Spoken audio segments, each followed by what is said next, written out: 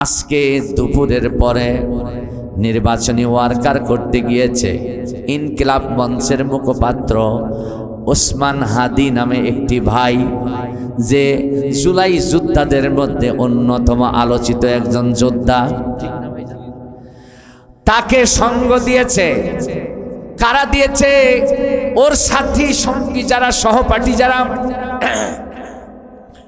তাদের মধ্যে একজন তার এই ডান কানের পাশ দিয়া গুলি করেছে। এই গুলিতে রক্তাক্ত অবস্থায় পড়ে গিয়েছে ওসমান হাদি। এরপর হাসপাতালে নেওয়া হলো। ডাক্তাররা বলেছে তার দেহ সচল, কিন্তু তিনি মেন্টালি ভাবে অচল হয়ে গেছে। তার ব্রেন অচল হয়ে গেছে, সে মৃত্যু ঘোষণা হবে এরকম পর্যায়ে ডাক্তাররা, কিন্তু তার দেহ কিন্তু সচল।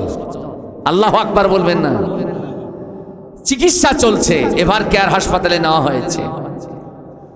আমরা আল্লাহর কাছে দোয়া করি, আল্লাহ স্বৈরাচারের বিরুদ্ধে এই জুলাই যোদ্ধা ওসমান হাদিকে এই দেশ জাতির প্রয়োজনে তুমি আবার ফেরায়া দাও। সবাই বলুন আমিন। যারা অন্যায়ের বিরুদ্ধে লড়াকু সৈনিক, তাদের পক্ষে আমাদের দোয়া, আমাদের সমর্থন সব কিছু রাখা দরকার। ঠিক না বেঠিক বলেন? আল্লাহ তাআলা তার হায়াতে বরকত দিয়ে দেখ। সবাই বলুন আমিন। ওসমান হাদি জুলাই যোদ্ধা, কোরআনের পাখি। আপনারা দোয়া করলে আমার মনে হয় আল্লাহ তার হায়াত ফেরায় দিবে।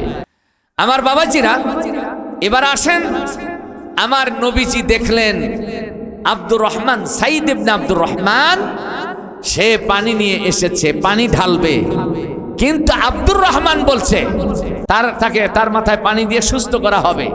কিন্তু সাইদ ইবনে আব্দুর রহমান উঠে দাঁড়াইয়া কান্না বিজড়িত কণ্ঠে নবীকে ডাক দিয়ে বলছেন, ইয়া রাসূলুল্লাহ, ইয়া হাবিবাল্লাহ, আপনি কার মাথায় পানি ঢালবেন? কাকে সুস্থ করবেন? আমি সাইদ ইবনে আব্দুর রহমান যতটুকু অনুভূতি দিয়ে দেখলাম, আল্লাহর গোলাম, জান্নাতের পাখি আমাদের কাছ থেকে বিদায় নিয়ে আল্লাহর কাছে চলে গেছেন। আল্লাহু আকবার বলেন। তার মানে সাইদ ইবনে আব্দুর রহমান আর দুনিয়ায় নাই, তওবা করতে করতে আল্লাহর কাছে পৌঁছে গেছে। আল্লাহু আকবার। এমন সময় নবীজি কেঁদে ফেললেন, চোখ দিয়ে পানি দরদর করে পড়তে থাকলো। আমার নবীজি মানসিকভাবে দুর্বল হয়ে গেলেন। আলীকে বললেন, তাড়াতাড়ি গোসল দাও, কাফন পরাও, আমি মুহাম্মদ নিজেই তার জানাজার ইমামতি করব।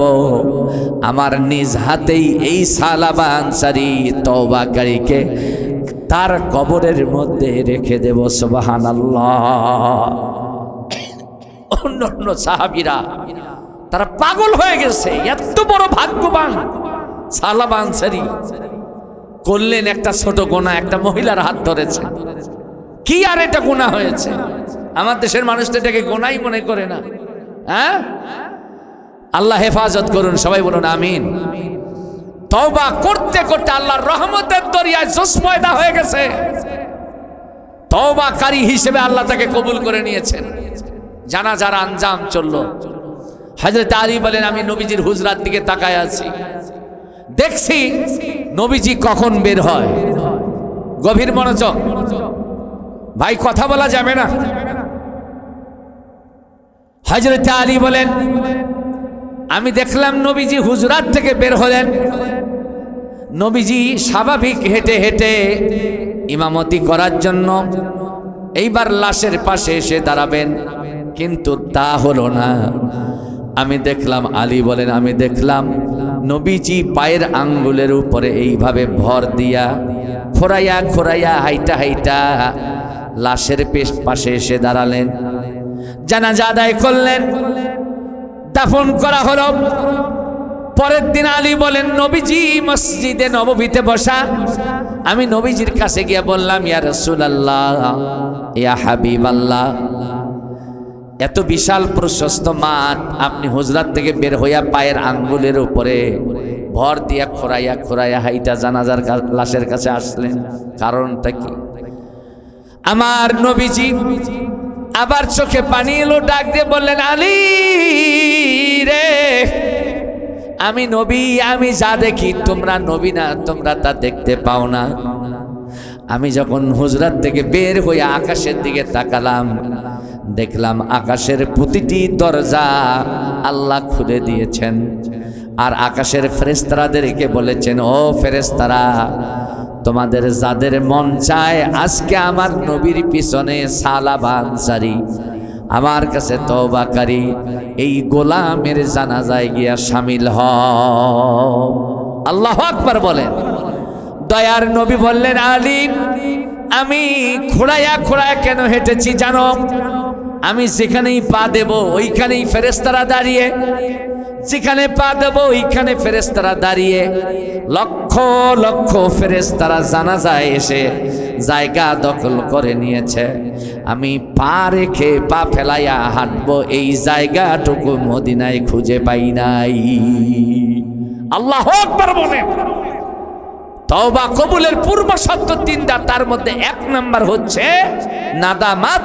গুনাহ করবেন একেবারে আনন্দে আহ্লাদে, আপনি খান হয়ে যাবেন না, বরং গুনাহ হয়েছে বলেন I am sad, I am sorry, আল্লাহ প্লিজ বি, আল্লাহ আমাকে মাফ করো, আমাকে ক্ষমা করো, কেঁদে কেঁদে চোখের পানি ফেলাই আল্লাহর কাছে মাফ চান।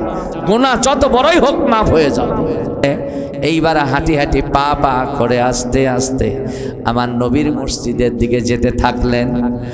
যখন কিছু দূর আগালেন, মাগরিবের আজান বেলালের কণ্ঠে প্রতিধ্বনিত হলো। মসজিদে পৌঁছার পর আমার নবীজি ইমামের জায়গায় দাঁড়ালেন। বেলাল একামত দিল, মাগরিবের নামাজের জামাত শুরু হয়ে গেল। আলহামদুলিল্লাহ বলেন। আলী আব্দুর রহমান সালাবাকে নিয়ে নবীজির পিছনে বেলালের পাশে গিয়ে দাঁড় করায় দিলেন। বেলালের পাশে দাঁড়াইয়া সালাবা নামাজের নিয়ত করেছে। আমার নবীজি নামাজ শুরু করেছেন। সূরা ফাতিহা শেষ করে প্রথম রাকাতে সূরা তাকাসুরের একটি আয়াত বললেন, আল্লাহকুমুত তাকাসুর। এই আয়াত পড়ার সঙ্গে সঙ্গে সালাবা আনসারী নামাজের মধ্যে আল্লাহু আকবার বলে চিল্লাইয়া উঠলেন। আল্লাহু আকবার চিৎকার দিয়ে উঠলেন, আল্লাহু আকবার। নামাজের অবস্থায় আছে। আমার নবীজি 2 নাম্বার আয়াত বললেন, হাত্তা সুরতুমুল মাকাবির। এই আয়াত পড়ার সঙ্গে সঙ্গে সালাবা নামাজের হালত থেকে ঢলে পড়ে গেলেন। শব্দ হলো, আমার নবীজি নামাজ শেষ করলেন, পিছনের দিকে ফিরায় দেখেন সালাবা আনসারী পড়ে আছে। আলীকে বললেন, কি হলো? এই সালাবা নামাজের মধ্যে দ্বিতীয় আয়াত শোনার পর জ্ঞান হারায় পড়ে গিয়েছে। আল্লাহর নবী হতবিহ্বল হলেন। আলীকে বললেন, পানি নিয়ে আসো, মাথায় পানি ঢালো, সুস্থ করে দাও। আল্লাহ তাকে মাফ